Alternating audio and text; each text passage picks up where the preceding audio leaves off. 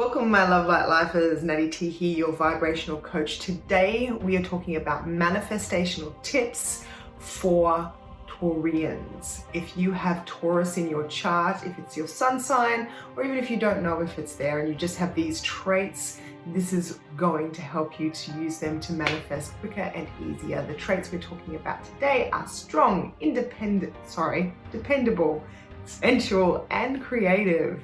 Yes, sensual. Let's get into it.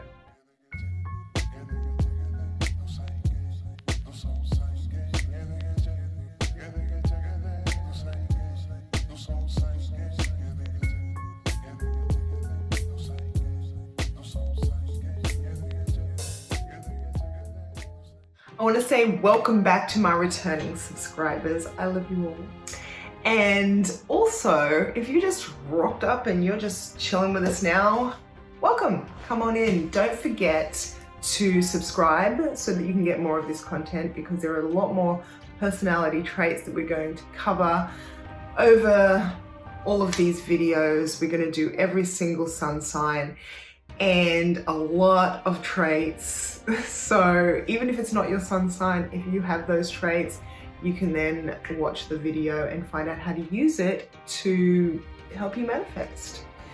Today we're talking about the sun sign of Taurus. If you are a Taurus or Taurian, we are going to talk about this particular trait, being strong. This is really interesting because people think being strong is a positive trait in a human being, and even in ourselves, we look to be strong all of the time. And the stronger you are, the better off you are.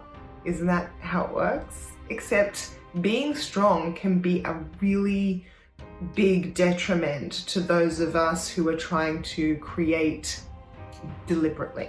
If you're trying to manifest or you're trying to create deliberately with the law of attraction, being strong is actually something that is not particularly helpful unless you're talking about how much you can bench press. What we're talking about is just because you're strong usually means that you carry more. And it might be just a mental and an emotional weight that we're talking about here, but it happens. If you are a Taurian, you know exactly what I'm talking about. Because you can carry more, you usually end up carrying more. And what that means is that even though it takes longer for you to break down or for you to come down emotionally, to feel the weight of it, you do. And what I'm here to tell you is you need to take more off your shoulders. Chances are, if you're strong, you have a lot on your shoulders because of that. Just because you can take it on, don't take it on just because you can. Make sure that you are kinder to yourself. Here's what I'm talking about. If just because you are a strong person physically and you can carry 100 kilos on your back, it doesn't mean that you should. If you were to make a rule that you only wanted to carry, say, 10 kilos at a time, then you will find that you will be lighter and jumping around more and having more fun.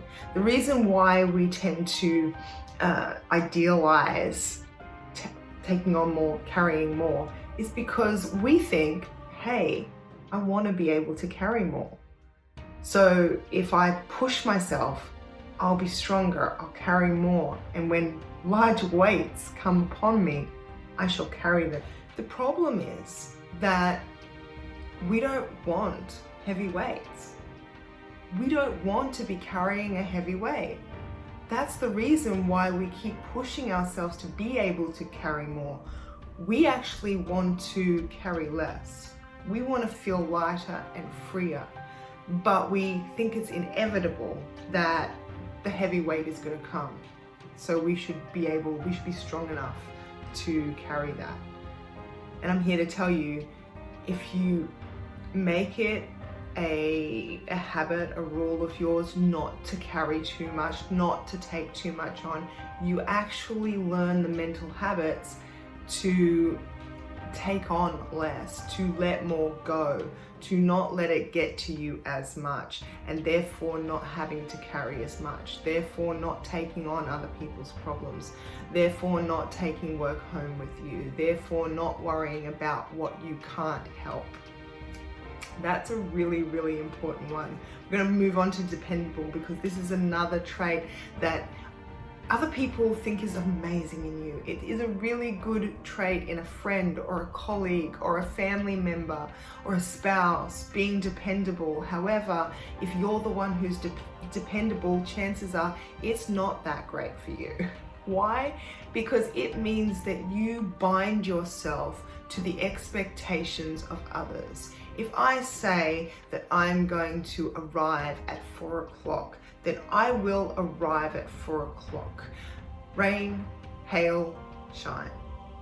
Now, it might be easy to turn up at 4 o'clock, but what happens on those times where it's not easy to turn up at 4 o'clock? In fact, that reputation of being dependable says to you, hey, even though it's going to be really hard for you to get there by 4, you should say yes to getting there by 4, because this person is depending on you. With this trait, you need to switch it. You need to bring it back to yourself. You need to be dependable for yourself, not for others. Be dependable for yourself. That is, depend on yourself to say no when you need to say no. Depend on yourself to put yourself first.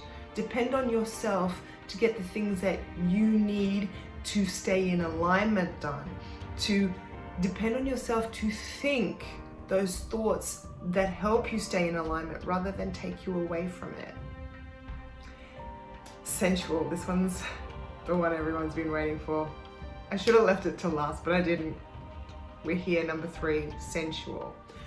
I'm not going to go too far into this because I don't want this to be an X-rated video, but what we are talking about here is that getting in touch with your sensuality is going to make you feel good no matter what. When you feel pleasure, you're going to feel good. Just don't beat yourself up if your form of sensuality is not what other people find acceptable.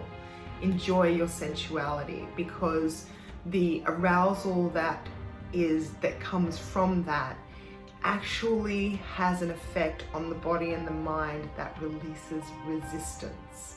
For a little while, especially in that climax part, you let go of all resistance, and there is actual manifestational techniques dedicated to manifesting with this type of process. And then we've got creative, which is great because I'm creative, I love being creative, and there are 2 sides to this one. Part of it is really, really helpful, part of it is not so helpful. So let's find out what's helpful. What's helpful is it means you've got a great imagination. What does that mean? It means that you can visualize pretty well. In fact, it's probably something that you do all of the time without even thinking, which is great, because the moment that you decide, hey, I want to visualize or think about something, you'll be able to come up with stuff. Your mind will go to these places more easily because you are used to practicing using that part of your brain that is creating the situation or the thought, rather than just observing what is there. However, left unchecked, the downside of being creative is you can visualize what you don't want probably more easily than you can what you do want. Why? Because we tend to get a little bit negatively focused at times. So make sure that you are actually taking a look at what you visualize. And so I hope this has been helpful to you, even if you're not a Taurian, and I'm going to see you tomorrow.